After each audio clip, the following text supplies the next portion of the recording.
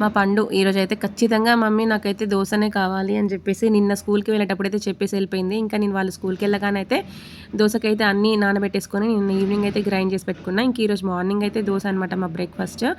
ఇంకా నేనైతే చట్నీకి అయితే పల్లీలు పచ్చిమిర్చి అయితే వేయించి పెట్టుకున్నాను. మా బావకంట పొద్దున్నే ఏదో కళ వచ్చిందంట. ఇంకా ఆ కళ గురించి నాకు చెప్తున్నాడు. ముచ్చట్లో వాడి నేను పల్లీలలో ఉప్పు వేయబోయి చక్కెర అయితే వేసేసిన అనమాట.